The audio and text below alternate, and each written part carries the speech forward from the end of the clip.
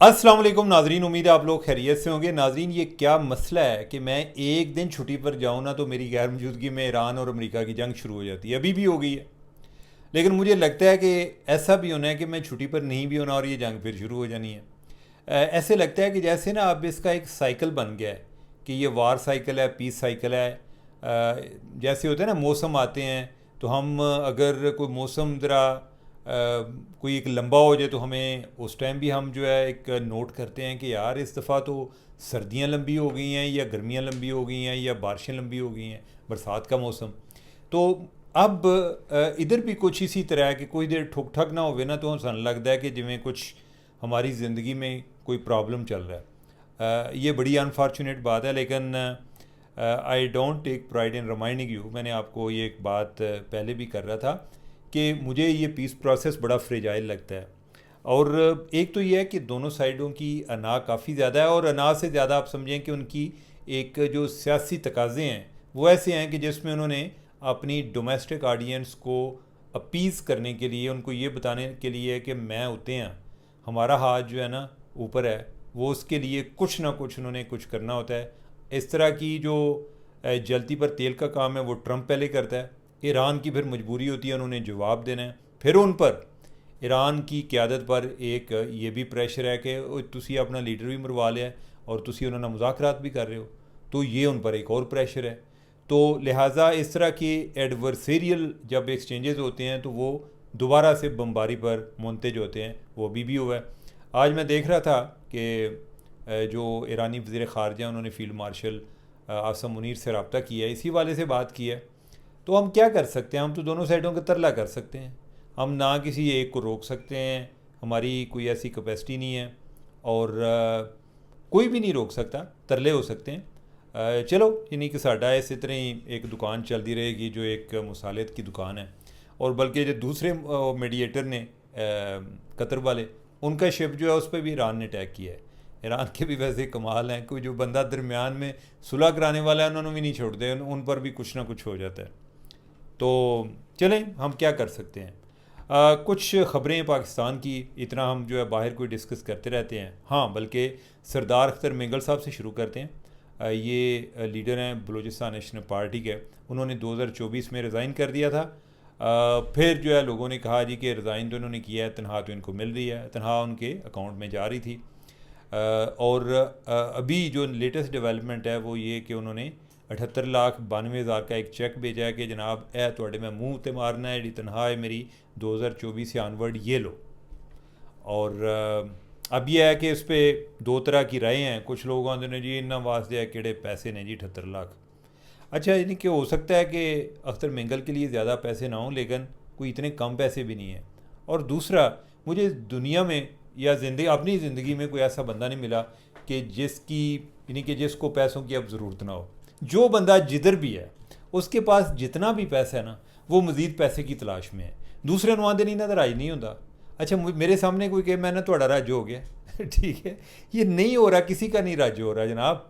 तो जो अमीर आदमी है, जो अरबपति है ना, वो भी अगर 78 लाख देखेगा ना, वो आखेगा कि चलो, यानी कि मेरे लेवल के मुताबिक तो नहीं, लेकिन ठीक है, यानी कि इस पर मैं कोई एक वकेशन ही प्लान कर लेता हूँ। मैं चला जाता हूँ किसी जगह पे, कोई एक पूरा एक याशी नाल कोई अपना को हफ्ता गुजार के आ जाना। या ये है कि कोई मुलाजमीन में या और किसी को इधर उधर कोई छोटे मोटे जो मैं अपने पहले देता हूँ, तो चलो उसमें ये एडजस्ट हो जाएंगे। तो एक तो ये है कि उनका ये फ़ैसला एक मुस्तहसन फ़ैसला है। और दूसरा, बल्कि जो सबसे ज़्यादा इस मामले में जिनकी हिलाकी पोजीशन होती है वो होती है पीटीआई वालों की। लेकिन पीटीआई वालों के इन्होंने जितने भी एहतजाज किए हैं, जितनी दफ़ा भी उन्होंने थ्रेट किया है कि हमने रिज़ाइन कर दिया है, उन्हें तनख्वाह माँ ने लाला ने वापस नहीं की थी। तनख्वाह जो है ना, उस पर उन्होंने बहाने लगाए हैं जी कि हम कोई शौकत खानम को दे देंगे, किसी और को दे देंगे, लेकिन यह है कि उन्होंने असम्बली सेक्रेटेरिएट में वापस नहीं की। मुराद से याद आया कि केपी में एक वारदात हुई है जिसका पता ही नहीं चला, बल्कि उसको हुए भी कुछ देर हुई है। आज मुझे भी इस टाइम ज़्यादा अंदाज़ा हुआ कि जब आज रिपोर्ट कार्ड में जियो में ये बात डिस्कस हुई, और वो है कि उधर एक कानून नाफज हुआ है, इख्तियारात, इस्तेहकाक और मरात बारे एक नया कानून नाफज हुआ है, जिसके तहत उन्हें ताहियात ब्लू पासपोर्ट मिलेगा। ब्लू पासपोर्ट ये है कि चूँकि आपको पता है कि एमपी आम लोग तो नहीं ना होते, ये तो सारे ड्रामे होते हैं जी कि हम आवाम के नुमाइंदे हैं। ये अवाम से निकलने के लिए ये एक वो मुंतखब होते हैं ताकि ना निकल के ना साइड पे हो जाए कि गंदे गंदे लोग, कमज़ोर छोटे लोग जो है, यानी कि इनको छोड़ें, यानी कि हम तो अलहदा आज के लोग हैं ना, यानी कि वो निकलने के बाद फिर अवाम में घुलना मिलना भी पसंद नहीं करते। वो चाहते हैं कि अगर हम उधर भी लाइन लगे तो हमारी अलहदा ही लगे। और फिर ये है कि साथ ये भी है जी कि एयरपोर्ट पर जो VIP लाउंज है ना, उत्थे असां बहना करना है, ठीक है। अच्छा, फिर उधर इनके अकेले का मसला नहीं ना होता, इनके साथ होंगे 20 लोग, फिर उन्हें तो लड़ते रहेंगे जी कि मेरे साथ जो है ना इतने लोग हैं और उनको अंदर नहीं आने दिया गया, लिहाजा मेरा इस्तेहकाक मजरूह है और फ़लाँ बंदे को जो है एविएशन वाले को बुला लिया जाए, इन्हों के इस्तेहकाक इतने मजरूह होंगे रहिंदे ने। अच्छा, एक और देखें कि जी टोल टैक्स से भी इस्तिस्ना, यार को खुदा दा खौफ करो। मैं ना जब इस तरह की चीज़ें पढ़ता हूँ ना तो मुझे यानी कि ना I try to understand the people कि हाउ डू दे थिंक। यानी कि आप उनको अगर समझेंगे नहीं तो सिर्फ आप उनको हैंडल कैसे करेंगे। आप उनको समझेंगे तो हो सकता है कि आपकी तवक्कुआत उनसे ना हो जितनी हम तवक्कुआत लगाते हैं, फिर पूरी नहीं होती, फिर रोंदे रहने हैं, ठीक है। अब ये देखें, कोई जी टोल टैक्स अगर आपका माफ़ हो जाए, लेट से कि आपने इस्लामाबाद से लाहौर जाना है, आपको 1500 बच जाएगा, तो क्या आपको मज़ा आएगा? मज़ा पता है क्या आएगा? मज़ा ये आएगा जी कि वो देखो जी सारे लोग टोल टैक्स दे रहे हैं, मैं नहीं देता, ठीक है। अच्छा, उधर भी इनकी लड़ाई होगी जी कि मेरे साथ पीछे 5 गाड़ियाँ, इनसे आपने क्यों टोल टैक्स लिए, फिर इनका इस्तेहकाक मजरूह होगा। अच्छा, ये बड़ी ना एक छोटी सोच है। इसका ब्लू पासपोर्ट का कोई अवाम से ताल्लुक़ नहीं है, यानी ये जो अवामी नुमाइंदे हैं ये बेसिकली ख्वास की क्लास में शामिल होने के लिए बनते हैं। और अच्छा, एक और चीज़, बल्कि हमारी कोलीग हैं बेनज़ीर शाह, उन्होंने कोई कंपैरिजन भी किया हुआ था कि 1988 में भी जो MPAs हैं उनके कोई इसी तरह की ख्वाहिशात थी, इसी तरह के तकाजे थे। मैं ना कि 1948 जो चेक कर लो, हो सकता है कि उस टाइम भी ऐसे ही हो कि ये जो एक चस्का है ना मुफ्ते का, और ये जो चस्का है कि मुझे ज़रा एक अलग से ट्रीट किया जाए, ये बड़ा बुरा चस्का है। और ये जो पावर का नशा है ना, इस जैसा नशा कोई कोकीन वगैरह से भी नहीं आपको होता जो पावर का नशा होता है। तो लेकिन यह है कि ये ऐसी चीज़ है, वो कहते हैं, हम आमतौर पे एक पढ़ते हैं ना जी, power corrupts absolute, power corrupts absolutely. इसको किसी सियाने आदमी ने ना बड़ी अच्छी गल की थी, उसने कहा कि पावर डजंट करप्ट, पावर आपको करप्ट नहीं करती, इट रिवील्स योर कैरेक्टर, ये आपको एक्सपोज करती है। यानी कि जो आप पावर नहीं होती तो तुसा की कर लेना जी, ठीक है। पावर होगी तो पता चलेगा ना आप क्या करते हैं, ठीक है। पावर है नहीं तो उंज ही नहीं आते रहो जी कि मैं अगर होंदा तो मैं ही ना करता। जब तक आप होते नहीं है ना तब तक नहीं पता चलता कि आपने क्या करना है। तो इस तरह इन लोगों पर भी चेक रखने की ज़रूरत है। इमेजिन करें ना कि उधर बिल पास हो गया, सानू पता ही नहीं लगा, असी महीना बाद डिस्कस कर रहे हैं, ठीक है। और कौन सी असम्बली में हुआ है वो, जो कि पूरा जिनका बयान ही ये है और साढ़े टैक्स से पढ़ने वाले हो, ठीक है। वो लोग भी कहते हैं जिन्होंने कभी टैक्स रिटर्न का शक्ल नहीं देखी हुई, ठीक है। सब जो हैं वो यही बात कर रहे होंगे। लेकिन चलो ठीक है, हम सेल टैक्स भी बढ़ा देते हैं, इनडायरेक्ट टैक्स भी देते हैं, ठीक है जी, थोड़े टैक्स से पढ़ के हूँ एडे पले नहीं ना तुसां की कीता है, कुछ नहीं किया। और मैं बात कर रहा हूँ PTI की, कि जो इस मामले में मुबल्लग हैं, जो कि इमाम बने हुए हैं कि जी हम जो है ना हमसे ज़्यादा आवाम का नुमाइंदा को नहीं है, वो ये काम कर रहे हैं, उनकी असम्बली कर रही है। अच्छा, उनके साथ अपोजिशन वाले भी हैं। जब इनके मुफादात की गेम होती है ना, सारे इकट्ठे हो जाते हैं। और जब मुफादात की गेम होती है तो कहेंगे जी अवाम के बेहतरीन मुफाद में हमने ये किया, उसमें मुफाद अपने ही होता है। लेकिन ये बड़ा अनफॉर्चुनेट भी है और ये बड़ा कंडेमनेबल भी है। नाज़रीन, आज एक और इशू है जिस पे मैं बात करना चाह रहा हूँ, ज़रा संजीदा इशू है, पहले भी खैर गैर संजीदा नहीं थे, लेकिन बड़ी एक अच्छी डेवलपमेंट है। और ये वफाकी मुहतसब बराए इंसदाद हरासगी के हवाले से है। कोई प्राइवेट कंपनी थी, उसके 5 ओहदेदारों को उनको जुर्माना किया गया है। उन पे इल्ज़ाम क्या था कि एक खातून मुलाजमा को हरासा करने का, उसने कंप्लेन की, उसको दबा दिया गया कंप्लेन को, इंतकामी कार्रवाई करने और कानूनी तकाज़े पूरे ना करने पर उनको तमाम को मजमूई तौर पर 27 लाख रुपए का जुर्माना किया गया।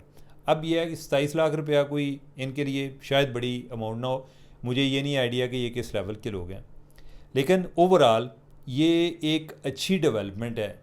इस तरह के जितने ज़्यादा फ़ैसले आएंगे ना, ओवरऑल लोगों को एक ख़ातून के बारे में आइडिया होगा कि ये इंसान होती है और इसके भी कुछ हकूक़ होते हैं।